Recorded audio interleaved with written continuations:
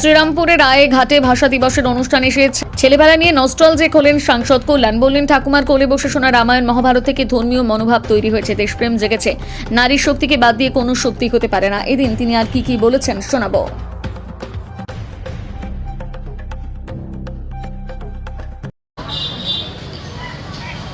আমার যদি দেশপ্রেম যদি কিছু হয়ে থাকে সেটা কিন্তু ঠাকুমার জন্য।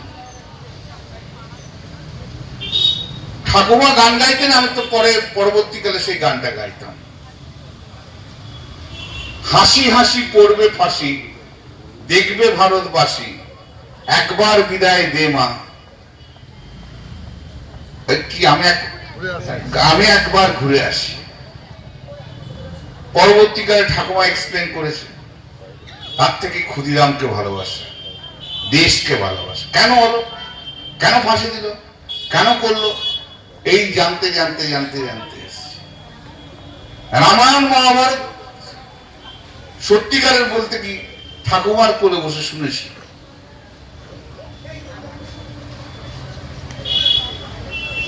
তো বাংলার শিকড় আমাদের মধ্যে রয়েছে।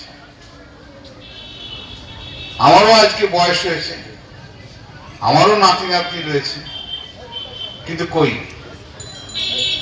এতটা দীর্ঘ পথ চলে এসছে, কই সেদিনকার সেই ছোটবেলার সেই দিনগুলোর কথা তো ভুলতে পারি না, যে ঠাকুমার কোলে বসে বসে বাংলা গান শোনা, রামায়ণ মহাভারত শোনা, যেটা আমার ভিতকে তৈরি করেছে। ধর্মীয় মনোভাব যা কিছু জাগ্রত হয়েছে তা তো সব রামায়ণ মহাভারত থেকেই হয়েছে।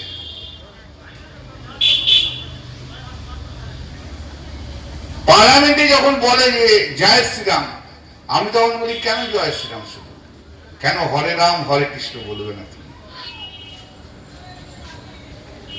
কথাটা কি, জয় শ্রিয়া রাম, নট জয় শ্রীরাম। সীতাকে সম্মান না দিয়ে রামকে কখনো সম্মান দেওয়া যায় না। সীতার কথা আগে বলতে হবে, তবে রাম সম্মানিত হয়। নারী শক্তি হচ্ছে সবচেয়ে বড় শক্তি। সেই নারী শক্তিকে বাদ দিয়ে কখনো কোনোদিন কোনো শক্তি হতে পারে না।